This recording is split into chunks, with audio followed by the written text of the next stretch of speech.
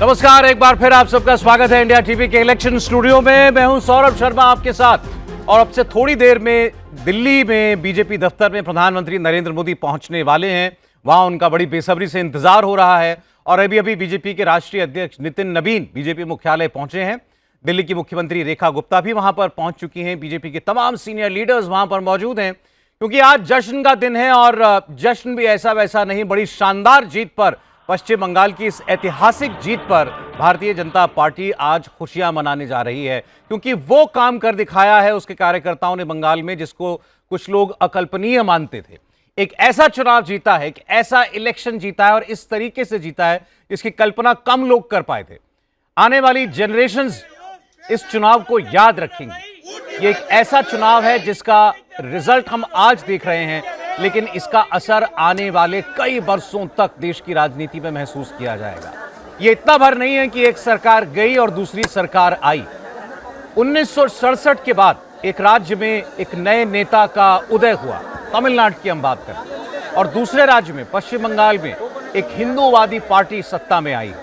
1977 के बाद असम में कांग्रेस, अब कहना बिल्कुल गलत नहीं होगा, मुस्लिम कांग्रेस बनकर के रह गई।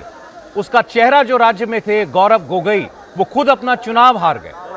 जो लोग जीते उनमें भी 90% मुसलमान ही हैं। ये हिंदू वोटर के प्रभाव का एहसास कराने वाला चुनाव था, चाहे असम हो चाहे पश्चिम बंगाल हो। अगर पोलराइजेशन मुस्लिम मतों का होता है तो उसका असर हिंदू वोटों पर कैसा पड़ता है, ये इन चुनाव के नतीजों में खुलकर देखने को मिल रहा है। और अब तक जो लोग मुस्लिम वोट को एक फिक्स डिपॉजिट की तरह देखते थे, उसके सहारे सत्ता में आने के ख्वाब देखते थे, आज वो मुगालते हुए दूर हो गए। अब ये बिल्कुल साफ हो गया है कि केवल मुस्लिम वोट की ठेकेदारी के दम पर राज नहीं किया जा सकता, सत्ता में नहीं बना रहा जा सकता। हिंदुस्तान में अब हिंदू हित की बात करने वाला राज करेगा। इन दो बड़े चुनावों ने इसका एहसास करा दिया है। और कैसे प्रधानमंत्री नरेंद्र मोदी ने, अमित शाह ने श्यामा प्रसाद मुखर्जी का सपना पूरा करके दिखाया, इस पर भी हम बात करेंगे। और तस्वीरों को आप लगातार देखते रहिए। नितिन नवीन पार्टी के अध्यक्ष बनने के बाद से बिहार में अपना एक मुख्यमंत्री बना चुके हैं, पश्चिम बंगाल में सरकार बना चुके हैं और असम में तीसरी बार उनकी पार्टी की सरकार बन रही है। और गृह मंत्री अमित शाह का एक पोस्ट आप देख रहे हैं, अभी उन्होंने ये एक्स पर पोस्ट किया है। गृह मंत्री ने, जिन्होंने ये पूरे चुनाव की कमान को संभाला, ये चुनाव पूरी तरीके से इसके कैंपेन को लीड किया, एक तरीके से इसका चेहरा बने। वैसे तो बंगाल की हर एक सीट पर नरेंद्र मोदी और कमल निशान ये लोगों के जहन में एक साथ उभरते होंगे, लेकिन अमित शाह ने जो रणनीतिक कौशल दिखाया, अमित शाह ने जिस किस्म का भरोसा दिया पश्चिम बंगाल के वोटरों को कि भय नहीं भरोसे से अब मत डालिए, खुलकर आइए, डरने की बात नहीं है, उस भरोसे का ये असर है जो आपको दिखाई दे रहा है। पहले रिकॉर्ड वोटिंग और उसके बाद बीजेपी के पक्ष में इतना बड़ा जनादेश। और अमित शाह ने अभी जो पोस्ट किया है, इसमें उन्होंने अपने कार्यकर्ताओं को धन्यवाद भी दिया है। उनका पोस्ट मैं आपके लिए पढ़ करके सुनाता हूं। अमित शाह ने बंगाली में पोस्ट किया है और एक बड़ा पोस्ट उन्होंने लिखा है, बंगाल वासियों ने घुसपैठियों और उनके हितैषियों को ऐसा सबक सिखाया है जिसे तुष्टीकरण की राजनीति करने वाली पार्टियां कभी भूल नहीं पाएंगी। बंगाल ने जिन आशाओं और आकांक्षाओं के साथ मोदी जी के नेतृत्व पर यह विश्वास जताया है, हम निश्चित रूप से उन्हें पूरा करेंगे। चैतन्य महाप्रभु, स्वामी विवेकानंद, कविगुरु टैगोर, नेताजी सुभाष चंद्र बोस और डॉक्टर श्यामा प्रसाद मुखर्जी जैसे महापुरुषों की पावन भूमि बंगाल का खोया गौरव लौटाने और सोनार बांग्ला के स्वप्न को साकार करने के लिए भाजपा दिन रात एक कर देगी। इसके अलावा उन्होंने लिखा है, बंगाल में भाजपा को मिली ये ऐतिहासिक जीत हमारे असंख्य कार्यकर्ताओं के त्याग, संघर्ष और बलिदान का परिणाम है। ये उन परिवारों के धैर्य की जीत है जिन्होंने हिंसा सहकर भी भगवा ध्वज नहीं छोड़ा। ये जो बात वो लिख रहे हैं ये 100 आने सच है। अब आपको हम एक बार फिर बीजेपी मुख्यालय लेकर के चलते हैं। देवेंद्र पराशर हमारे साथ जुड़ रहे हैं, प्रधानमंत्री के संदेश का इंतजार कर रहे हैं। वहां पर उनकी पार्टी के कार्यकर्ता, सबको मालूम है कि ये जीत कितनी खास है और कितनी बड़ी है। देवेंद्र, फांसी दी गई और उसको जान से मारा। निश्चित तौर पे सौरभ बहुत बड़ी है। जैसे अभी अभी की बात करें तो हमारे ठीक पीछे बीजेपी के राष्ट्रीय महामंत्री विनोद तावड़े जो अनाउंसमेंट कर रहे हैं, उसमें पश्चिम बंगाल में राजनीतिक हिंसा के चलते बीजेपी के जिन कार्यकर्ताओं को अपनी जान से हाथ धोना पड़ा, उनका नाम लेकर, उनके बारे में बताकर और नमन किया जा रहा है। आप समझ सकते हैं आप कि 1950 के बाद से जो जनसंघ बीजेपी के फाउंडर के हिसाब से कहें कि श्यामा प्रसाद मुखर्जी, जो उनकी जन्मभूमि रही बंगाल, और उस बंगाल में अगर बीजेपी नहीं आ पाई इतने सालों तक, तो आप समझ सकते हैं कि लगभग 75 साल का इंतजार बीजेपी के लिए कितना मुश्किल रहा होगा और किस प्रकार से बीजेपी लगी रही थी। मौजूदा दौर की बात कर ले सौरभ, तो 2017 में मुझे याद आ रहा है उड़ीसा में भुवनेश्वर में बीजेपी की राष्ट्रीय कार्यकारिणी की बैठक थी, और उस बैठक में तब अमित शाह जो कि बीजेपी के राष्ट्रीय अध्यक्ष हुआ करते थे, उनका ये कहना था कि बीजेपी का गोल्डन पीरियड यानी कि स्वर्णिम काल तब तक नहीं आ सकता जब तक बंगाल, उड़ीसा जैसे राज्यों में बीजेपी की जीत का परचम ना लहरा सके। फिर 2018 में दोबारा से उन्होंने इस बात को रिपीट किया, और उसमें साथ में केरल और तेलंगाना भी जोड़ते थे, जिसमें सबसे प्रमुखता के हिसाब से आप समझें तो बंगाल था। बंगाल इस लिहाज से, और न सिर्फ इस लिहाज से कि उनके बीजेपी के जो संस्थापक हैं उनकी जन्मभूमि, बल्कि जिस आइडियोलॉजी को लेकर बीजेपी चलती है, उस आइडियोलॉजी की प्रयोगशाला अगर बंगाल ना हो और उनके फाउंडर की जो जन्मभूमि है वहाँ पर ना हो, तो आप समझ सकते हैं कि पार्टी के लिए विचारधारा के स्तर पर ये कितना बड़ा चैलेंज था। लेकिन जो वामपंथ का इकोसिस्टम था, पहले कांग्रेस, उसके बाद वामपंथ के इकोसिस्टम ने हमेशा ही बीजेपी की जो पॉलिटिक्स है उसको बंगाल में एक तरह से फ्रिंज पॉलिटिक्स के तौर पे लगातार साबित किया, वही नैरेटिव चलाया, और जिसको लेकर बार बार इस बात को कहा जाता है कि भद्रलोक ने पहले कभी बीजेपी को बंगाल में पसंद नहीं किया। उसके पीछे सबसे बड़ी वजह वही थी। 2006 में जब टीएमसी ने बीजेपी का साथ लिया, तो उसमें टीएमसी की हार का एक प्रमुख कारण ये भी बताया गया क्योंकि उन्होंने बीजेपी का साथ ले लिया था। 2011 में जैसे वो बीजेपी से अलग हुई, उनको ज़बरदस्त बहुमत मिला, उसके बाद वो लगातार जीत रही थी। इस पृष्ठभूमि में अगर इतनी शानदार सफलता जो कि आज हासिल हुई बीजेपी को अगर मिली है, तो आप समझ सकते हैं कि किस प्रकार से विचारधारा के स्तर पर, रणनीति के स्तर पर और पार्टी के अपने सेहत के लिहाज से ये कितनी बड़ी जीत है। और सौरभ, आप सोचें कि बंगाल जैसा राज्य जहां पर 42 लोकसभा सीटें आती हैं अगर, तो 2029 के लोकसभा के लिहाज से कितना बड़ा इंश्योरेंस स्टेट बीजेपी ने अपने लिए एक तरह से सुरक्षित कर लिया। क्योंकि अब यहाँ पर बीजेपी, आप तय मानिए कि आज के बाद से बीजेपी फिर दो चीज़ों पे काम करना बंगाल में शुरू कर देगी। पहली बात ये है कि जीती हुई सीटों में जिन जिन बूथ पे हार गए हैं उस पर पार्टी काम करेगी, और दूसरी जिन सीटों पर हारी है उस पर काम करेगी, और लोकसभा के लिहाज से जो जो चैलेंजिंग सीट है उस पर बीजेपी का काम शुरू हो जाएगा। ये काम करने का तरीका होता है बीजेपी का। वो इस जीत का जश्न बहुत नहीं मनाएंगे, वो कुछ बातें होंगी, आज प्रधानमंत्री नरेंद्र मोदी का संबोधन होगा और कल से फिर बैक टू द टास्क, वो एक अलग टास्क पर बीजेपी के लोग लग जाते हैं, और ये बीजेपी की सफलता का एक बहुत बड़ा कारण होता है। फिलहाल न सिर्फ बंगाल बल्कि असम में पार्टी की शानदार जीत, पुडुचेरी जहां पर गठबंधन की अच्छी जीत, तो आप कह सकते हैं कि 5 राज्यों में से 3 राज्यों में अगर बीजेपी का प्रदर्शन ऐसा रहा, केरल में पार्टी ने अगर अपना खाता खोला, तो इन सारे बैकग्राउंड में देवेंद्र, प्रधानमंत्री नरेंद्र मोदी ने भी अभी 2 पोस्ट किए हैं इस अपनी पार्टी की शानदार जीत को लेकर के। Lotus blooms in West Bengal, पश्चिम बंगाल में कमल खिला है। 2026 West Bengal assembly elections will be remembered forever. ये चुनाव हमेशा के लिए याद किया जाएगा। People's power has prevailed and BJP's politics of good governance has triumphed. ये जनशक्ति की जीत है और बीजेपी की गुड गवर्नेंस की जीत है, प्रधानमंत्री लिख रहे हैं। आगे लिखते हैं, I bow to each and every person of West Bengal. मैं पश्चिम बंगाल के हर एक नागरिक, हर एक व्यक्ति को नमन करता हूं। The people have given a spectacular mandate to BJP and I assure them that our party will do everything possible to fulfil the dreams and aspirations of the people of West Bengal. वो कह रहे हैं कि हमें इतनी शानदार जीत पश्चिम बंगाल की जनता ने दी है, आशीर्वाद दिया है, और मैं उन्हें भरोसा दिलाता हूं कि हम उनकी आकांक्षाओं को पूरा करने का पूरा प्रयास करेंगे। We will provide a government that ensures opportunity and dignity to all sections of society.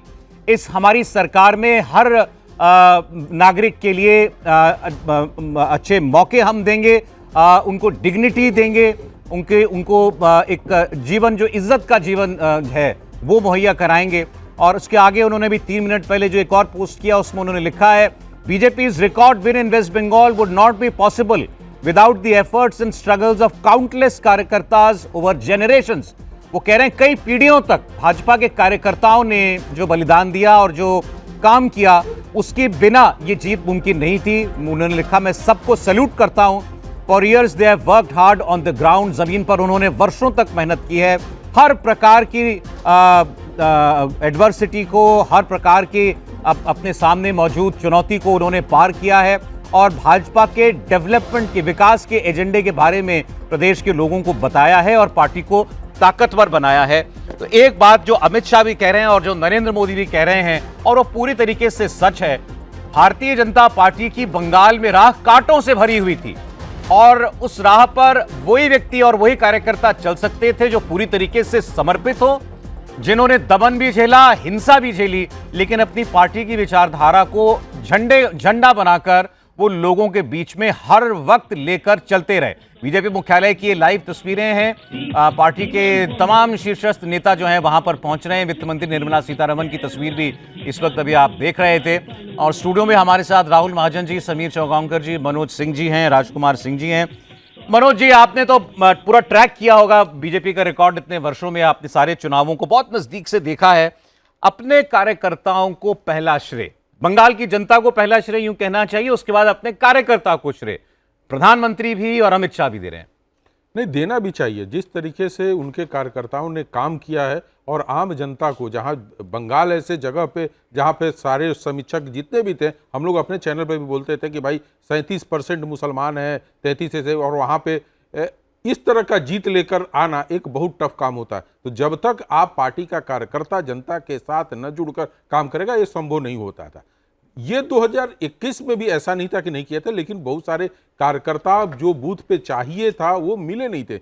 इस बार उस सारी कमियों को अपने कार्यकर्ताओं के अंदर जोश भरकर उनको अपने बूथ पे भी टिकाया, लोगों के बीच भी भेजा, और जो बीजेपी का संदेश रहा है वो आम जनता के बीच में एक अच्छे नैरेटिव के साथ सेट किया उन्होंने। और यही कारण था कि जिस तरीके से ममता बनर्जी बंगाली अस्मिता को लेकर काफी उसको एग्रेसिव रहती थी, बार बार बोलती थी कि इससे हमारी अस्मिता बिगड़ती है, उससे बिना प्रभावित हुए इस बार भारतीय जनता पार्टी किसी बिना रिएक्शन के आम जनता के पीछे में किस तरीके से बैठकर काम करना उसको निस्तारित करती रही। और यही कारण है कि आज यहाँ पे बंगाल के लोगों के बीच में एक बड़ी जीत है। तो व्यवस्था, शासन का जो सुविधाएं और सारे चीजों पे एक विजय पाना बीजेपी के लिए एक बहुत बड़ी चुनौती थी। और जिस तरीके से गुंडा राज की बात हो रही थी पिछले 15 सालों से जो वहां कायम थी, टीएमसी के समय जो कम्युनिस्ट के समय जो कायम थी, उस वही प्रथा चली आ रही थी। तो 25 सालों से जो लोग वहां की अव्यवस्था और गुंडा से त्रस्त थे, चाहे वो कम्युनिस्ट के शासनकाल का हो, चाहे टीएमसी के शासनकाल का हो, आज एक बड़े माने रिलैक्स महसूस करते होंगे कि किसी एक बुरे शासन का अंत है। तो मुझे लग रहा है कि जनता जिस तरीके से सड़कों पर निकलकर अबीर गुलाल खेल रही है, उसमें कार्यकर्ता ही नहीं, आम जनता का भागीदारिता ज्यादा नहीं। हमने ऐसी पार्टियां भी देखी हैं जो सत्ता से बाहर होती हैं, जब तक सत्ता में रहते हैं पार्टी एकजुट भी दिखती है, ताकतवर भी दिखती है, और सत्ता से बाहर होते ही पूरा तंत्र पार्टी का बिखर जाता है, पूरा ध्वस्त हो जाता है पार्टी का स्ट्रक्चर। ऐसे भी लोगों को हमने देखा है। यहाँ ये वो पार्टी है जिसने तमाम तरीके के दमन को वर्षों तक झेला भी, लेकिन लगे रहे, जद्दोजहद चलती रही। जो प्रधानमंत्री कह रहे हैं कि आज कमल खिला दिख रहा है हमारी पीढ़ी को, इसके पीछे कई पीढ़ियां खप गईं, लेकिन वो एक समर्पण के और एक विचारधारा के बगैर मुमकिन नहीं है। राजकुमार जी, देखिए, इस जीत के दो पहलू बहुत स्पष्ट हैं। एक तो जो पार्टी के पूर्ववर्ती उसकी बात करें, जनसंघ के संस्थापक थे श्यामा प्रसाद मुखर्जी, उनकी जन्मस्थली में इतने लंबे इंतजार के बाद पार्टी का सत्ता में आना और इतने प्रचंड बहुमत के साथ आना, कोई जोड़ तोड़ की सरकार नहीं है। इसलिए मैं मानता हूं कि केंद्र में सरकार बनने के बाद अगर कोई बीजेपी की सबसे बड़ी छलांग हो सकती है, सबसे बड़ी जीत हो सकती है, तो पश्चिम बंगाल में सरकार 2014 के बाद सबसे बड़ी केंद्र में सरकार, हाँ 2014 अपने बहुमत से बनी, बाकी तो मिलीजुली सरकार थी। तो उसके बाद अगर सबसे बड़ी छलांग कोई हो सकती है, सबसे बड़ी राजनीतिक और चुनावी जीत हो सकती है, तो ये है। आप यूपी से भी बड़ा इसको मानते हैं, महाराष्ट्र से भी बड़ा मानते हैं? यूपी में जीतना बड़ी बात नहीं थी, क्योंकि यूपी की जो सामाजिक संरचना है, यूपी तो पहले भी सरकार थी। आप सरकारों में रहे हैं, उससे पहले सरकार थी भी, सरकारों में रहे भी, आप सभी सरकारों में भी आप रहे पहले। तो ये बहुत बड़ी जीत है। और जिस तरह की अभी मनोज जी ने जिक्र किया, 15 साल नहीं, 20 साल लगातार कांग्रेस, फिर 5 साल कांग्रेस, मतलब 25 साल कांग्रेस, 34 साल लेफ्ट और 15 साल ममता कमोवेश एक ही तरह की सामाजिक राजनीतिक संरचना की राजनीति और सत्ता राजनीति, उसको चैलेंज करते हुए अपने लिए जगह बनाना, वो भी मात्र 15 साल में। 2011 में 0 थे, अब 2016 में 3 सीटें, 2021 में 77, अब आप 200 पार कर गए। जी, ये आसान सफर नहीं है। प्रधानमंत्री बिल्कुल सही कह रहे हैं कि कई पीढ़ियों के कार्यकर्ताओं के संघर्ष का, बलिदान का फल है ये। और ये भी साबित करता है, एक संदेश भी है बाकी दलों के लिए भी है कि मुश्किल नहीं है कुछ भी अगर ठान लीजिए। बिल्कुल जी। कोई कल्पना नहीं कर सकता था कि पश्चिम बंगाल जैसे, जहाँ हम बात करते हैं भद्रलोक की बात करते हैं, बांग्ला अस्मिता की बात हमने कई बार की, ये बात भी की कि कई स्टेट्स ऐसी हैं, जो बंगाल भी है, जहाँ सब नेशनलिज्म, उपराष्ट्रवाद की भावना बड़ी प्रबल है। उस स्टेट में बीजेपी बिना ममता बनर्जी के विकेट पे खेले, जो 2 बार गलती की भी थी, इस प्रचंड बहुमत का सरकार बनाएगी। एक तो ये बात। दूसरा, इसका संदेश, व्यापक संदेश दूसरे दलों के लिए भी है कि माइनॉरिटी वोट बैंक की पॉलिटिक्स की अपनी सीमाएं हैं, बिल्कुल जी। और वो सीमाओं के बाद भी बैकफायर करती है। आज के जनादेश में, अभी फाइनल रिजल्ट आ जाएंगे, लगभग 42% सीटें ऐसी हैं जो मुस्लिम डोमिनेशन की सीट मानी जाती है, मुस्लिम बहुल सीटें वो भी बीजेपी जीत गई। 30% से ऊपर है वहाँ पे मुस्लिम वोटर जो है, 30% 30% से ऊपर मुस्लिम वोटर हैं, वो भी बहुत सी सीटें भी भाजपा 42% सीटें बीजेपी जीत रही है उनमें। जी। और जो 119 सीटें ऐसी हैं सौरभ जी, जो 2011 से 2021 तक, बल्कि 26 भी मान लें, उसमें टीएमसी के पास थी, उसमें से 65 सीटें हैं बीजेपी जीत रही है इस बार, बिल्कुल ठीक। लगभग 55%। आपने जो बात कही ना, इसकी अपनी सीमाएं हैं। आप केवल डेमोग्राफी आपको चुनाव नहीं जिता सकती। आपको माइनॉरिटी वोट या किसी एक समाज का वोट जो है वो एक हेड स्टार्ट दे सकता है, लेकिन उसके बूते पर आप हर बार सत्ता में आएंगे, उस मिथ को भारतीय जनता पार्टी ने इन दोनों राज्यों में तोड़ा है। देश में सबसे ज्यादा मुस्लिम माइनॉरिटी वोट, मुस्लिम माइनॉरिटी आबादी वाले ये 2 ही प्रदेश हैं, असम और पश्चिम बंगाल। एक जगह लगभग 40% मुस्लिम आबादी, एक जगह लगभग 30% मुस्लिम आबादी, और वहां पर असम में तीसरी बार सत्ता में आना, पश्चिम बंगाल में इतने प्रचंड बहुमत के साथ सत्ता में आना। बीजेपी ने यह बताया है कि हिंदू वोटर भी कंसोलिडेट हो सकता है। अगर एक मुश्त मुस्लिम वोट कोई पार्टी लेती है तो उसका रिएक्शन भी हो सकता है, उसका नेगेटिव फॉल आउट भी है। फिर दूसरी ओर मेजॉरिटी वोट भी पोलराइज हो सकता है, वो भी एक मुश्त एक पार्टी के साथ जा सकता है। अब वो करने का तरीका आना चाहिए, वो मैसेजिंग आनी चाहिए। जैसे असम में हिमंता बिस्वा शर्मा ने वो काम बड़ा खुल के किया, लेकिन बंगाल में अगर उस पिच पर जाती तो बीजेपी को नुकसान भी हो सकता था, जिसकी आप सब नेशनलिज्म की बात कर रहे थे। तो वो बड़ा सटल तरीके से उस कार्ड को कैसे चलना है, कैसे अपने प्रचार में उन बातों को लेकर के आना है, ये खास तौर पर पश्चिम बंगाल में दिखाया। अब आपको अमित शाह दिखाई दे रहे हैं। अमित शाह इस जीत के बहुत बड़े नायक हैं। इस जीत के पोस्टर बॉय नरेंद्र मोदी हैं, इसमें किसी को कोई शक नहीं है। लेकिन अभी तक केवल बैक चैनल में काम करने वाले, अभी तक केवल तंत्र को दुरुस्त करने वाले, स्ट्रैटेजी बनाने वाले अमित शाह पहली बार एक कैंपेन का चेहरा भी बने। पश्चिम बंगाल के अंदर उनका हफ्तों का प्रवास रहा, बार बार उनका यह आश्वासन देना कि सब सुरक्षित है, भय में मत जिए, भय से बाहर निकलें, भरोसा करें।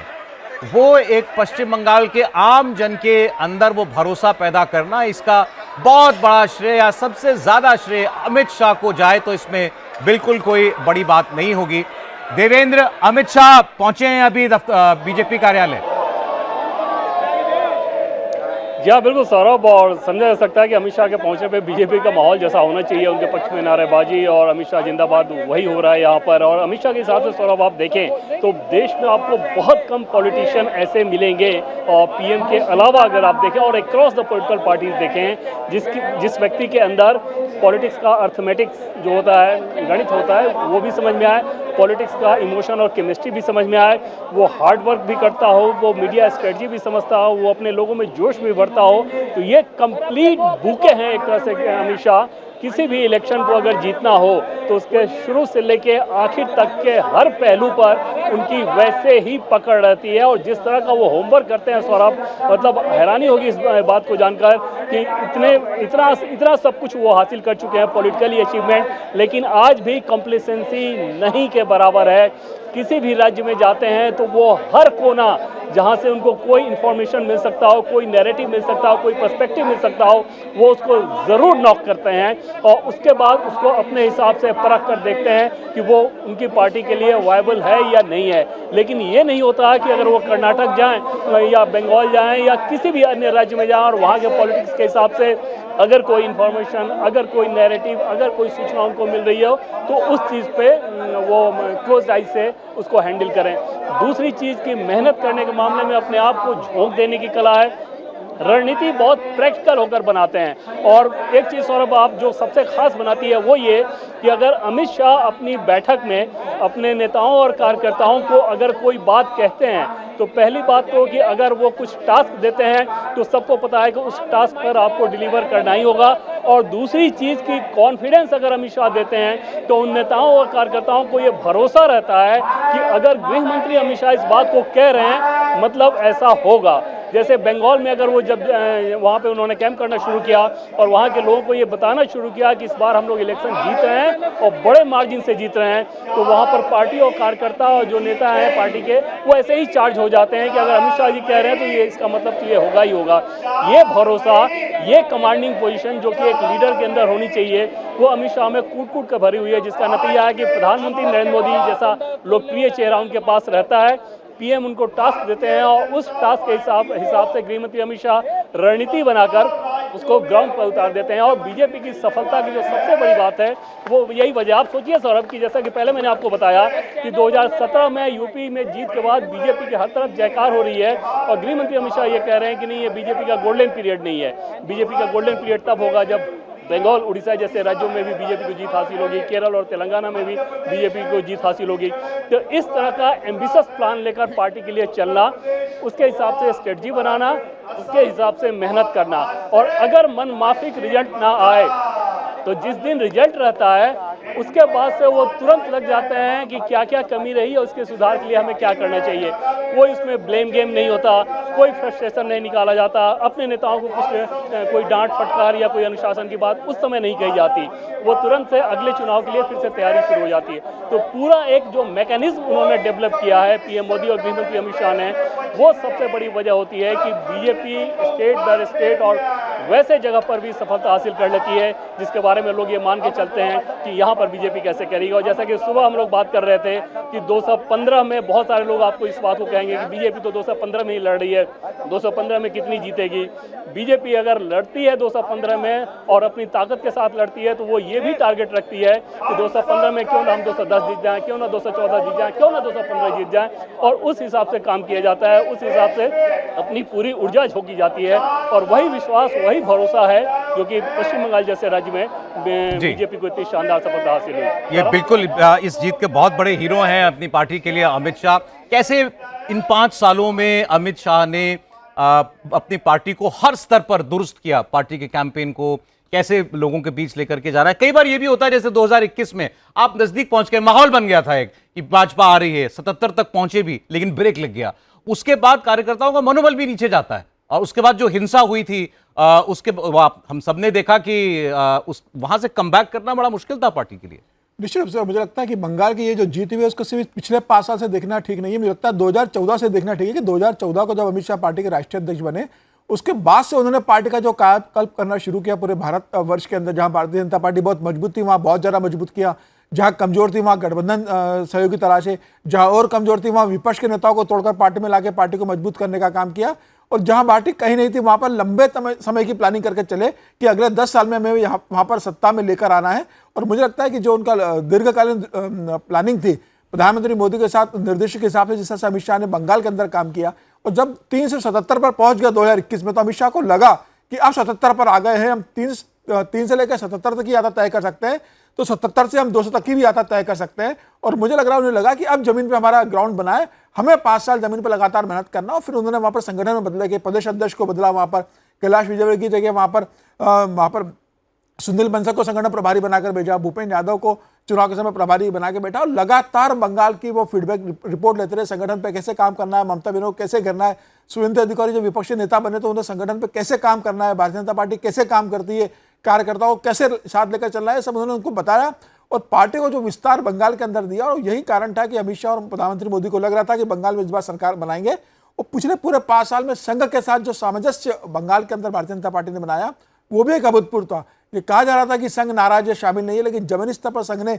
जिस तरीके से भारतीय जनता पार्टी के साथ बैठ के की, अमित शाह को फीडबैक दिया, अमित शाह ने जो संघों को फीडबैक दिया, उसके आधार पर जो एक रणनीति बनी और संघ ने जमीनी स्तर पर मोहल्ला बैठक के माध्यम से उतारने का काम किया। मुझे लग रहा है उसके कारण यह परिणाम आया। और अमित शाह जी की जो रणनीति है, काम करने का तरीका है, कार्यकर्ताओं में उत्साह भरना, कार्यकर्ताओं को अंदर देना कि नहीं हम जीत सकते हैं और दिन रात उसके लिए काम करना। जब नेता खुद काम करता है तो कार्यकर्ता भी काम करता है। मुझे लग रहा है भारतीय जनता पार्टी का देखिए कि जहां पार्टी सत्ता में रहती है, अगर वहां पर पार्टी से सरकार से नाराजगी है तो जनता ये कहती है कि भाई भले ही हम नाराज है सरकार से, लेकिन उम्मीद इसी सरकार से कि ये काम करेगी। और विपक्ष में जहां नाराज होती है वो कहती है नहीं अब भारतीय जनता पार्टी को मौका दिया जाए। तो मुझे लग रहा है कि भारतीय जनता पार्टी बंगाल में आ गई है तो ये सिर्फ 5 साल के लिए नहीं आई, ये बहुत लंबे समय के लिए आई है। और ये तय मान के चले कि अगले 15 साल भारतीय जनता पार्टी बंगाल में राज करेगी अपने काम की वजह से। और मुझे लगता है कि ममता बनर्जी जैसी पार्टियां जो सिर्फ सत्ता के कारण आती है, जिनका संगठन और कैडर बेस बहुत ज्यादा नहीं है, वो सत्ता जाते ही टूटना शुरू हो जाती है। इतना ये बात तो बिल्कुल ठीक है जो आप कह रहे हैं समीर जी कि अब ये जो मौका मिला है इसको यूं तो जाया नहीं करेगी भारतीय जनता पार्टी, और उसका प्रयास रहेगा कि पश्चिम बंगाल के लोगों का विश्वास लंबे वक्त तक उसके साथ रहे।